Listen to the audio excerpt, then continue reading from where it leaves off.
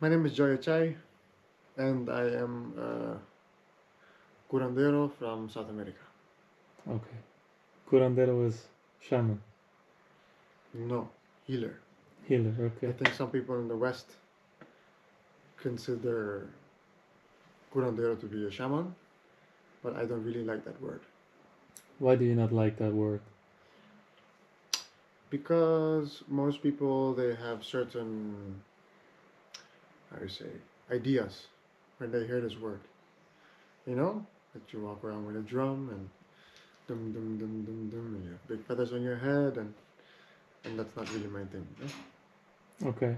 Um, what type of healer are you? So in my culture, we have different levels, and usually when somebody begins, for example, working with herbs, like what they call here in the West a herbalist, we call this vegetalista. And then, if the person wants to keep learning, it goes through a path and trying to learn with more stronger plants. And see, in the West, people know plants as you have normal plants and you have psychedelics. Mm-hmm. But with us, there is one layer in between, and we call this master plants. And I think many people who are interested in curanderismo, they heard about master plants like Bobinsana, Mapacho, Chiricsanango. These are like more famous ones. And then, as you keep working, working, working, working, some people begin healing with one of these plants, and then you get the title of that plant. For example, uh, some people in the past they called me a tabaquero. Tabaqueros because you heal people with tobacco, with mapacho. And then you keep doing your dietas, and at some point maybe you work with ayahuasca. And then people will call you ayahuasca, like this. Which level are you? I don't know. What would you consider? How do you know if someone is a real healer, like a real deal shaman, or they're just wasting your time?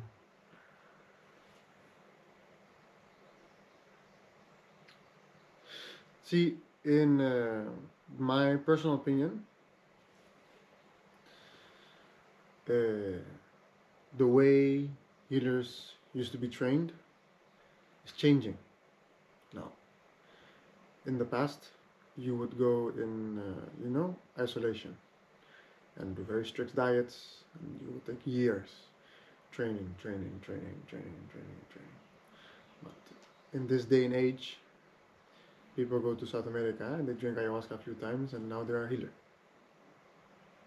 Uh, and some maybe do more work. Maybe they go and stay with a healer who maybe is a good healer, but he needs money. So he says, "Oh, you come live with me for 1 year. I will train you, and then you're a healer." And then after 1 year, the student goes back to maybe Australia, United States, Germany. I am curandero.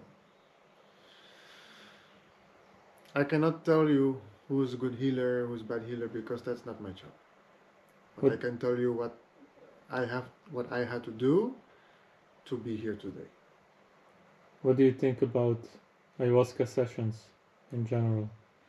How it's done today? Okay, maybe it's good if I do tell you how the path went, then you understand the next question also. Um, See, when I was born, from a young age, my mother made me and my brother drink strong herbs. Mm-hmm.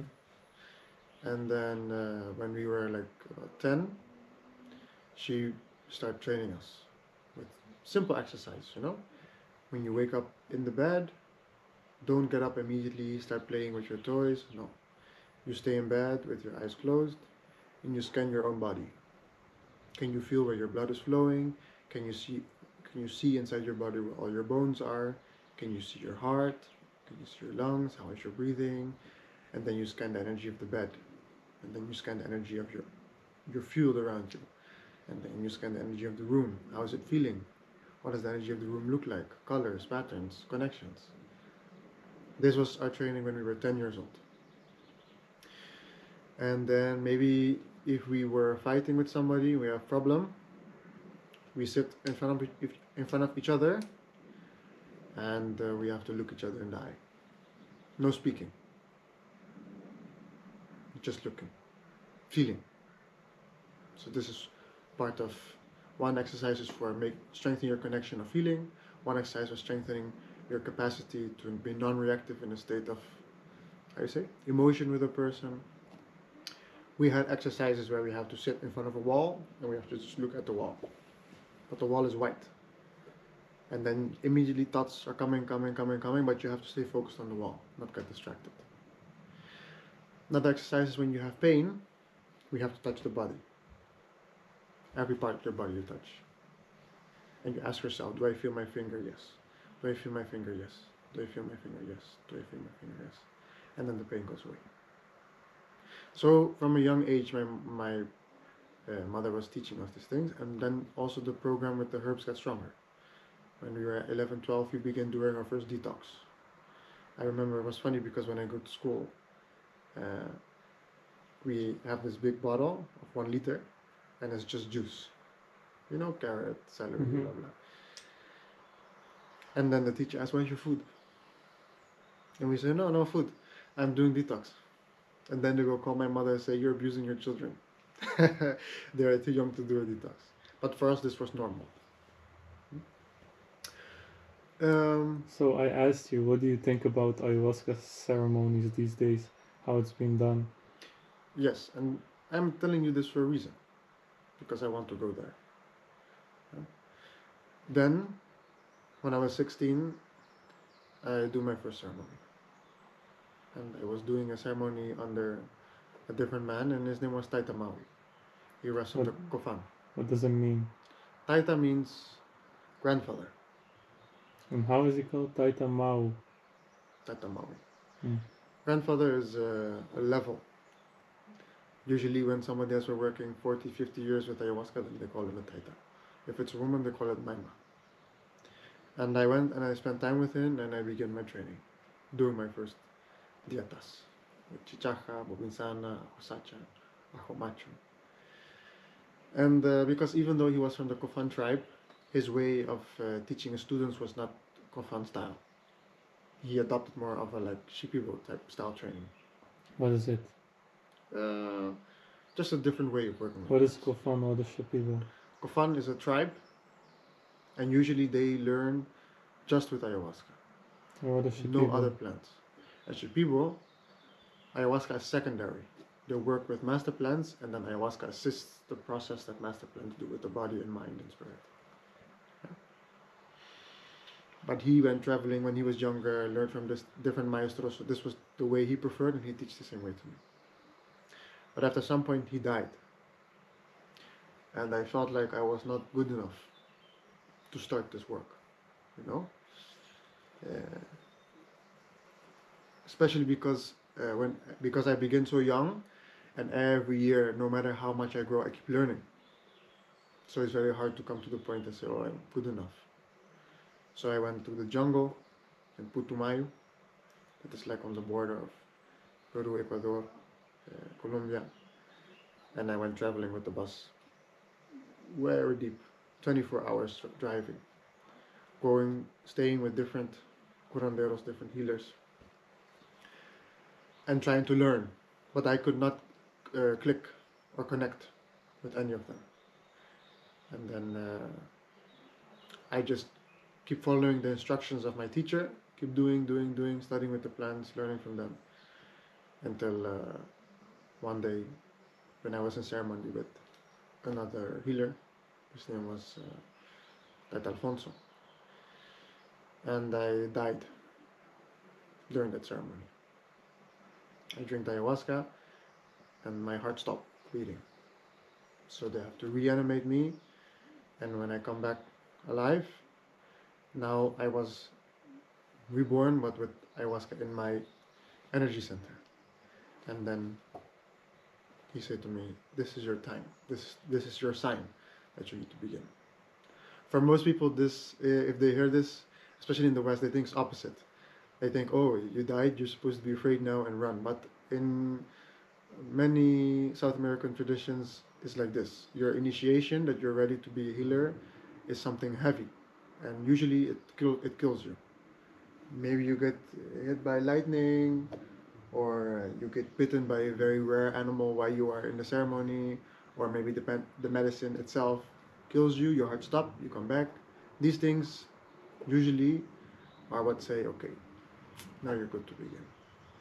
So, but that was a process of, But see, I think most healers these days they didn't die.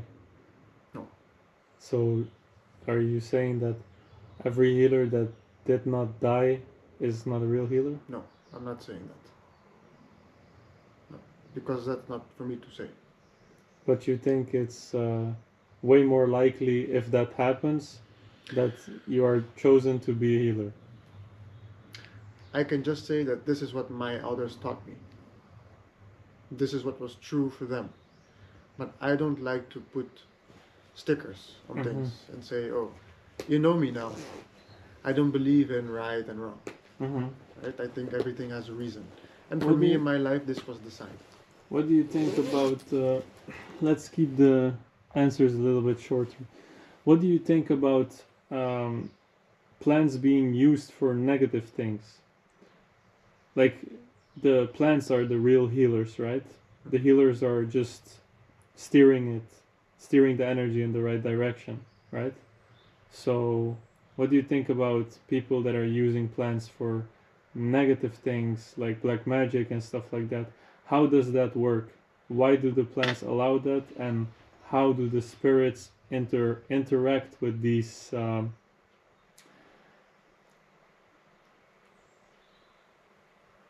missions that they get? See, this is why I give you the long story. Because if I give you this answer, you will not understand. Doesn't matter. Yeah. So, to continue with the first question, because I will come to your next questions. If you look at my history of how I became a healer, it took a long time. It started from birth. And traditionally, this was the way. Your second question was, how do I look at ayahuasca and how it's been done today? Many people don't understand. They like ayahuasca as a beautiful thing, light, love, but it has dark history also. Because right now, as I'm speaking, our jungles are being burned in the Amazon. For oil, for gold, for diamonds. They come and they cut everything. The ancestor trees who've been growing for thousands of years. Yeah. And then the indigenous people, what can they do? They need to flee to the city, start working to get money, otherwise they cannot survive. But they have no skill. Nobody is interested in a bow and arrow and maloka or palapa. No, nobody can. There's only one person in the tribe who has a skill that people want to pay for. Who is it? Shaman. Ja. So people come from everywhere and they pay him money, but they don't realize. Let's say you go to Peru and you pay a shaman $4,000, $5,000, which is normal price for a week retreat. But you will not be treated privately. In the past, a healer never treated multiple people. Just like a surgeon. You know, a surgeon cannot operate 10 people. Need to be a small group or one person. But he needs the money. So he will do group ceremonies of 20, 30 people, and everybody pay 5,000 for 1 week. Just calculate how much money this is. It's a shitload of money. Yes. But you want to know why? Because he can use the money to buy food for his tribe, to take care of the children, the women, the men, the hunters. He can use the money to buy back the land. But if you make someone so powerful, then he becomes like a king. And this is your third question. How does a shaman handle money if he never knew what it was before? And now he has a lot. This is one way that brujeria can come into existence, black magic, the corruption of power. Not everybody. There are a lot of good healers I know, and every year, hundreds of thousands of dollars they invest to these organizations, and they buy jungle, buy jungle, buy jungle. The people who cut it, they pay money to say, don't cut it. I will pay you. You work for me. You protect it. Mm-hmm. Yeah. But the problem is, they're still doing the group ceremonies because their loyalty is not to your healing. Let's be honest. Their loyalty is to their land, the jungle, the animals, the plants, and their tribe. Mm-hmm. They care about you, but they care more about this. Mm-hmm. So you see many people from the West, Europe, Germany, America, you name it. They will come and do the group ceremonies, but they don't know the culture. Mm-hmm. They don't know the history. They don't know anything about the plants. They They don't end up, respect it enough. but they cannot because they don't know anything. Or even what you read on the internet is just 1% of what. Yeah, they think I'm just gonna trip and see some colors and it's Yeah. gonna be flowers Or and even if they think, oh, well, heal is going to be quick fix and I'm healing, they don't know what a good healer can actually do, what strong plants can actually do, a good space, good timing. This can do miracles. But when they come and they have a good experience, then they say, oh, this is amazing. I want to do this too. And they think it goes like this. So then, they start buying ayahuasca online, buying plants online, or maybe they have some person who want to go in jungle cut for them, make them for them the ayahuasca. Not a healer, but he knows how to make the ayahuasca. And then they go take it with them go back to their own country, and they start giving ceremonies. This is also brujeria, because you're giving a very powerful tool, but you don't know how to use it. I meant something different. I meant some people they're using herbs and plants with teas and stuff like that to get people under their spell, like possess them. Do you know anything about that? Yeah. How does that work and why are the spirits working with these people? Is it like, for example, you can use a certain herb for healing, but this same herb, if you, for example, mix it up or whatever with something else, now it becomes something where you can keep someone under your control and make them do certain things or make them not do certain things. You know how magic goes, right? Mhm. How does that work and why do the plants or the spirits of the plants allow it? See, you, as you're sitting here right now, you have light and dark inside of you, right? Let's say if you spend with me a whole year, what will you become? It will become more light, less dark. But let's say you go spend time with a brujo. What will you become? What? What will you become? When I spend time with what? With like somebody who does black magic. Yeah, I will become darker. Yeah. So plants, most plants, not all plants, have two qualities. They have light and dark, just like us. If you have a strong light inside you, then you can work with the light in the plant. But some plants have a strong dark force, maybe even stronger than the light. You shouldn't see this as good or bad, as beautiful and evil. That's not it. Because darkness can teach you a lot. There are some plants that even healers, even though they have a lot of darkness, we do long, strong diets with them. Not to learn black magic, what we call brujeria. Not to learn, but to learn how to defend. See, if you study with a plant that teaches black magic, but you want to learn from this plant, you can also learn from it to learn how to defend from black magic. Or maybe the plant will teach you how maybe you are doing black magic and you don't even know it. That's exactly what I was about to say. Yeah. I was just about to say that. Yeah. See, so sometimes let me give you an example. Yeah. To have it clear, because you want to ask this for a reason. Let's say you are angry at somebody and you cannot forgive. How do you talk about this person all the time? bad, Yeah. Is this good magic or black magic? bad, Because what energy are you sending to this person? negative. So if you go to train with a plant that can teach you black magic, but you have good intentions, you want to learn for good reasons, what do you think the plant will teach you? Watch your mouth. Watch your thoughts. Watch your intentions. Because you are doing black magic. Yeah? There's no good and bad. Plant will just teach you about light and dark. But the decision, what you do with it, is your choice. So if someone thinks bad about you, would you still be around them?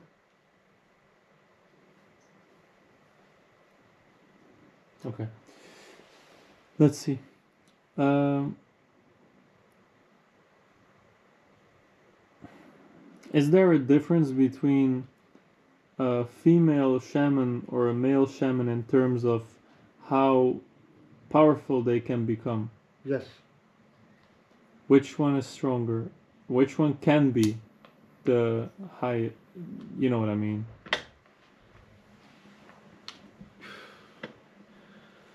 See, curanderismo is the powers are based on two things: masculine energy, female energy. And the good healer has both balanced inside. His feminine energy is what allows him to perceive, to see energy, to feel energy. But it's his masculine energy that calls in spirits, calls in plants, or moves the energy in a person, right?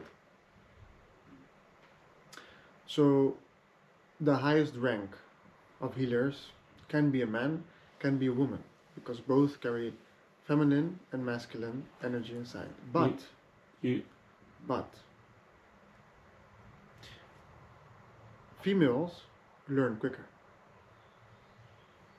because men so are if stubborn. females learn quicker, does that mean that a female can learn more, and that's why they can become more powerful than men? Yes, unless you are humble as a man, disciplined, then you will learn just as fast. But most men are not as disciplined and humble as women. But there is not such a thing as a level that a man cannot reach. No. Okay.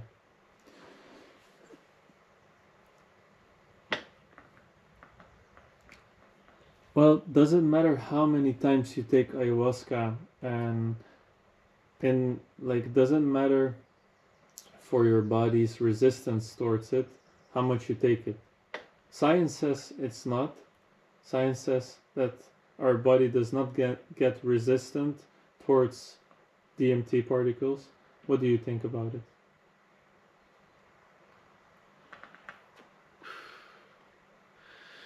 I like how people think that ayahuasca is just DMT. See, maybe if you do it here in Europe or US, you will have that experience. But what do you think about it? Do you think it's true? No. You can get resistant? I think when you go to the jungle and drink ayahuasca there and you feel her raw power, you will come to understand that she can do with you what she like. You can do one ceremony, drink exactly the same dose, feel totally nothing, and ayahuasca will say to you, there's nothing to see today. And then the next day, you drink the same dose of DMT, and ayahuasca shows you the whole universe and says to you, today was your time to see. Does it happen to you like that? Everybody. Does it happen to you like that? No, because I have a different relationship with the plant. Why you can drink ayahuasca and just be sober, right? No, No? but I can do what I need to do. How which level of sobriety are you on when you have 3 shots of ayahuasca? Like, can you really do anything? Can you just go outside and buy ice cream and like they're not noticing it? I don't know, I never tried. It's just an example. See, we are in communication with ayahuasca all the time. So when we sing the songs, Icaros, to bring her energy up and to go deeper into trance, is to do more work. And as we finish, and we don't need to do so much work, we just need to regulate the space, keep the space clean, make sure the music is flowing, then we don't need to be so deep in trance. So we sing the Icaros to bring the trance down a little bit. So we can decide and communicate ayahuasca. Now I want to go deep, now I want to go out. But it's not just this. When you are lying here and you are going deeper, I need to go deep with you also. But we don't do the diets just for fun. The dietas with the plant, they build your energy. So we can drink the exactly same ayahuasca and you will go very deep and you cannot handle it. I can go just as deep, but I can still walk, I can still talk, I can still sing because with the dietas I've been doing in my life, uh, you teach your energy to hold the energy, to hold the visions, Okay. if that makes sense. About one of the last questions about frequency inside the healing space. Um, you're using music or Icaros or you're using sound, right? Is it for the subconscious mind to get in a certain state so ayahuasca can work, or is it actually the vibration of the sound or the vibration of the music that's doing something to your DNA or your body? Or is it just the mind? I think it's a lot more complex than that. Explain it. What has Icaros, sound to do with healing? Icaros can do many things. See, not because you drink ayahuasca means that her spirit is present in your body. That's why many people they go and drink ayahuasca somewhere and they see colors, patterns. That's the DMT working. But they don't feel guidance. They don't feel pull, certain emotions coming up or something working in their body. Because that's the spirit of the ayahuasca, not the DMT. So an Icaro can be used, for example, to communicate with ayahuasca and suggest what she can do in the patient, in the body of the patient. But it's also so we can call in other plants. Because when you drink ayahuasca, you become open. Ayahuasca is one doctor. You call it medical. But when you are lying here, based on the problems I see in your energy and body, I will not let one doctor only help you. See, yesterday you had problem with your heart because you had walls around your heart. Not wanting to feel, not wanting to accept, not wanting to forgive. So I need to call someone to come and help because that's not ayahuasca her specialty. Ayahuasca is well good with taking out the inflammation you had in your back. But for your heart, I need the help of Bobinsana. So I call her. At some point, you were too much in your mind.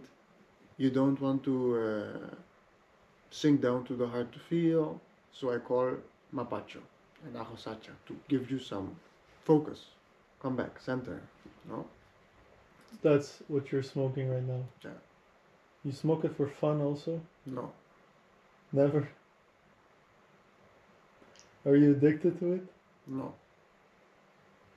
In fact, I like being sober. Okay. Well, the last question is when people take ayahuasca without a shaman, what does it usually do? In most cases, not much. Not what it's capable of doing. The level of depth that I get into, is it possible for me to reach that without you? No. And if you do, usually it goes wrong. Okay. Something happens that traumatizes you, and then you decide you will never drink again. That's what happens to most people. Yeah, yeah. Well, ayahuasca can be very scary. But she usually shows you what you are carrying. Yeah. Huh? She's not pulling thin energies out of thin air. Do you think that during a healing, for example, if you don't call any other spirit and it's just ayahuasca, that ayahuasca calls other spirits to come and help, or is it just her? Not in my experience, no. If ayahuasca calls spirits, she has a few that she likes to work with. Which ones? Boas, What are boas? snakes, colorful patterned snakes. But my That go snake that inside. you took out of my body is not a colorful snake. No, that was something else. That's what we call entidad. It's like a spiritual parasite. Okay, tell something about spiritual parasites and we're gonna wrap it up. What do you want to know? When you're carrying a spiritual parasite, can you only get it out with ayahuasca session, or can you also just detox from it naturally? What do you mean by detox from it naturally? For example, when you do dieta without ayahuasca, Yes, if without you do a dieta with a plant that is protective and works especially on darker energies and the removal of these energies, then yes, then you can remove it with with a master plant. how does that work? A dieta? No, I mean how how do spiritual parasites all of a sudden leave the body when you're doing the dieta or when you're using the right medicine? Because they don't like the energy of certain plants. And these plants are conscious. They are Mm. spirits, Hmm. just like us. But they are more powerful. They are more powerful than spiritual parasites. All of them. What's the strongest spiritual parasite that you can possibly or that you ever encountered with someone? Strong. Would you still call it a parasite or is it a demon? It's more close to a demon. When someone has that level of spiritual entity, demon, parasite, whatever you want to call it, how do you get it out? When it's that strong, Yeah, you don't. You fight it until it gives up. you fight the person, No, you fight in spirit world. you fight that entity until it gives up. Okay, explain something about how that fight looks like. You cannot do it alone. But Uh, are you talking about you can physically see it? no. So how See, are you but what fighting what? something that you See, cannot see? this is also something physical to us means something else. See, to us, not because I cannot see your energy field means it's not physical. Because sitting here right now, I can feel you, and I can feel it in my body. So to us, feeling and the energy world is something physical. Not because I cannot see it means it's not physical. To us, that is different, Mm-hmm. right? So, but to answer from your perspective, then no, I cannot see it physically. I can do my eyes closed and I can see it. Just like I see you with my eyes open here. When I close my eyes, I can see the entity. Can an entity, for example, when someone is possessed, let's call it possessed, when someone is possessed, the entity can it go out of the body, circulate, like play hide and seek, and No, then come back? no, it doesn't want to. It just stays in the body. It wants to go into the body as But deep as is it possible. really inside the body or is it inside the energy of the person? What's the difference? Your body is inside your energy field.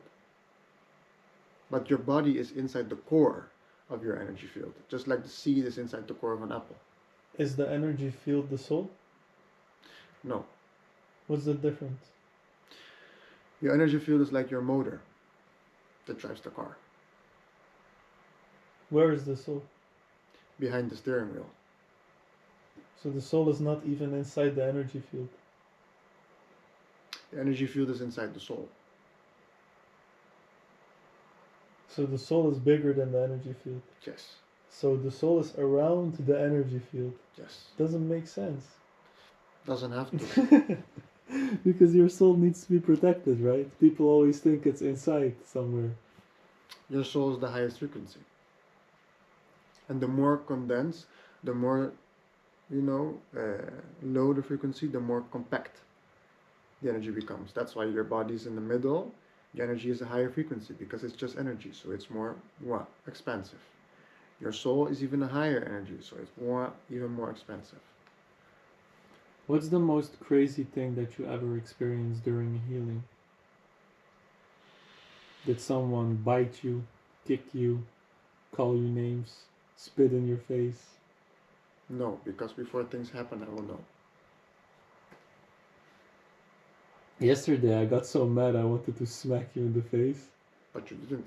No, I didn't. Yeah. But that's why I'm asking you right now. Like, I can imagine that some people just snap. Never happened. What's the most crazy thing that happened?